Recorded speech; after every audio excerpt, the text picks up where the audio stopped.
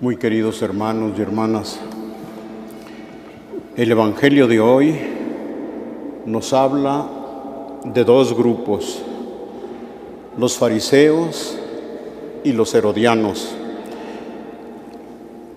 Fueron a hacerle una pregunta capciosa a Cristo, pero ellos no dieron la cara, sino que enviaron a unos seguidores para que fueran con Jesús con esa pregunta. La pregunta hecha a Jesús es de carácter político. La respuesta es sorprendentemente desarmadora de la violencia y de las intenciones malévolas que llevaban para hacer caer en la trampa a Jesucristo. Den al César lo que es del César y a Dios lo que es de Dios. Sin duda que los discípulos de Jesús, después de esta respuesta, respiraron tranquilos al ver que Jesús, su maestro, había salido airoso de esta trampa. Y los autores de la pregunta quedaron desconcertados al verse implicados más allá de lo que pensaban.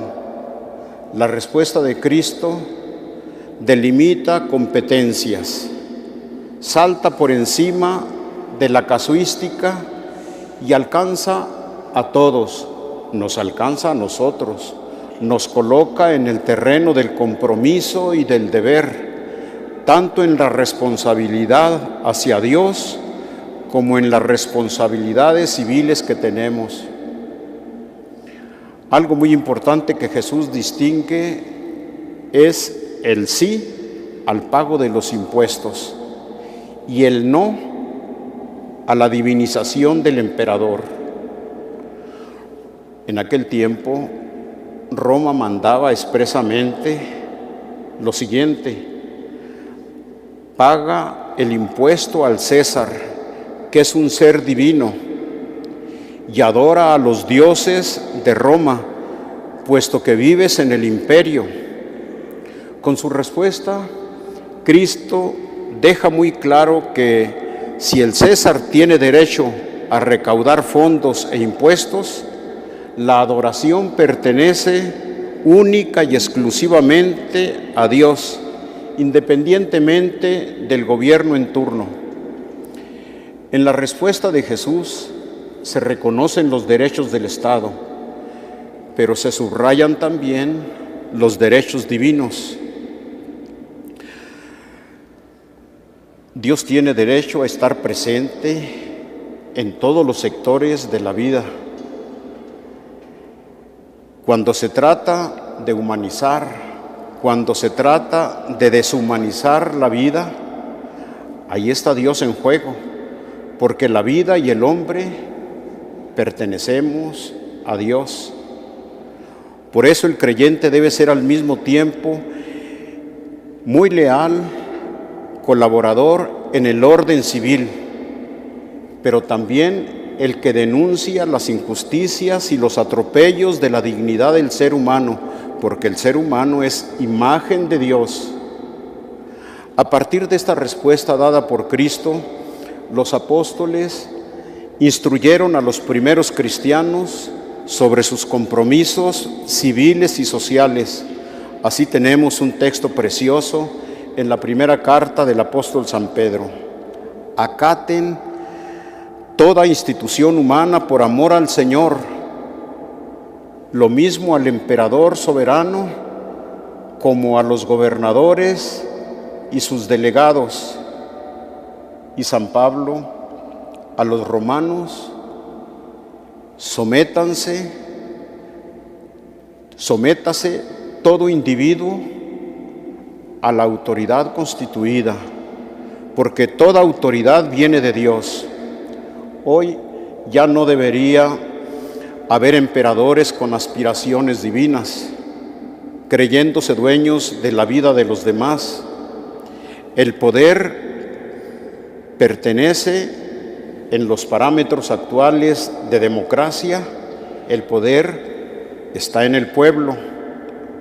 El planteamiento del Evangelio de hoy podría formularse así: el impuesto debe ser pagado con sentido de responsabilidad, pero exigiendo que los fondos, lo que se recauda, siempre sea utilizado para el bien común de la sociedad y no para destrucción y mucho menos contra la sacralidad de la vida del ser humano.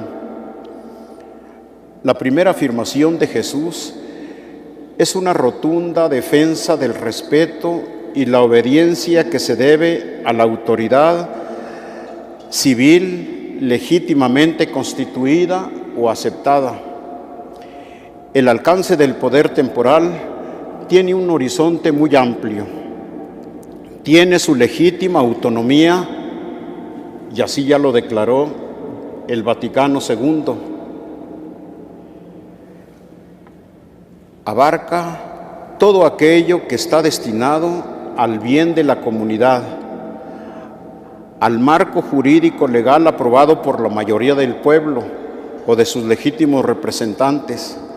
Hay que obedecer al gobierno en todas las leyes y normas que tienen como meta los derechos humanos y sus deberes correspondientes.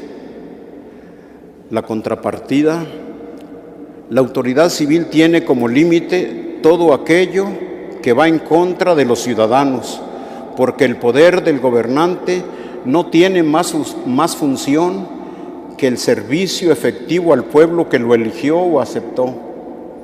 Cuando la autoridad se sale del marco legal, desde donde puede y debe gobernar siempre, no hay obligación de tributarle obediencia, y si se opone abiertamente a los derechos humanos fundamentales, entonces no se le puede obedecer.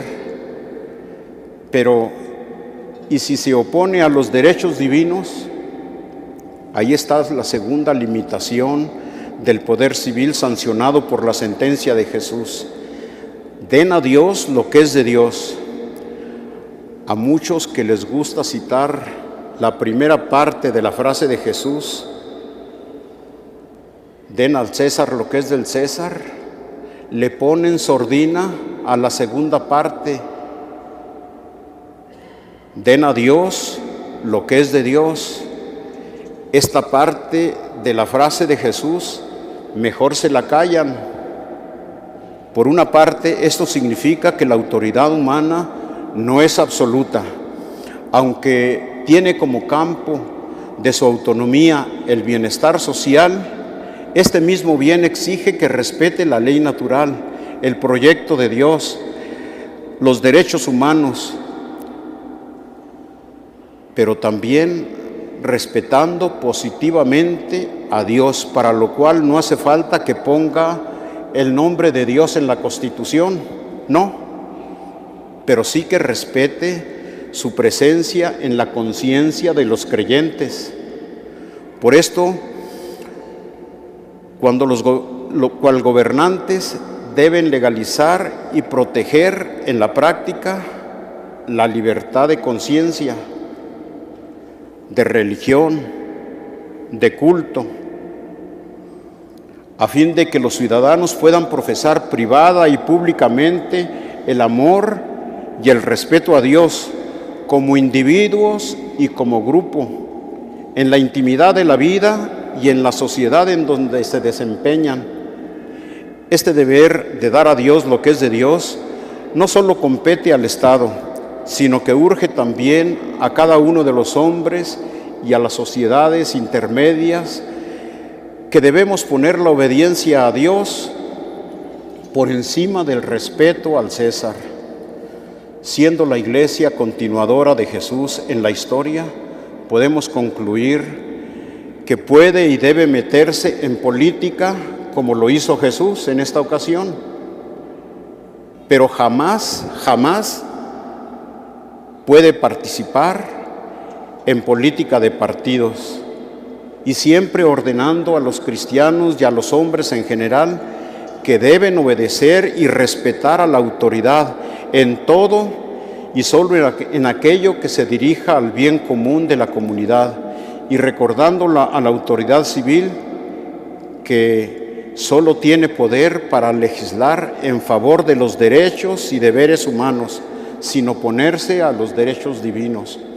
Si la Iglesia quiere ser fiel a su Maestro, no puede descuidar la dimensión social del cristianismo, que nos manda dar al César lo que es del César, obedeciendo todas las leyes justas, pero también defendiendo siempre la dimensión religiosa de la vida humana, que nos ordena dar a Dios lo que es de Dios. Ahora, alguno de los jóvenes seminaristas nos va a motivar para que contribuyamos a esa misión de la Iglesia. La Iglesia siempre debe ser misionera, por supuesto, en la oración constante, con la generosidad de sus fieles, pero también apoyando económicamente para que esas personas aquí en nuestra patria y más allá de nuestras fronteras puedan realizar ese compromiso de la Iglesia de ser misionera aquí, en nuestro ambiente y fuera de él.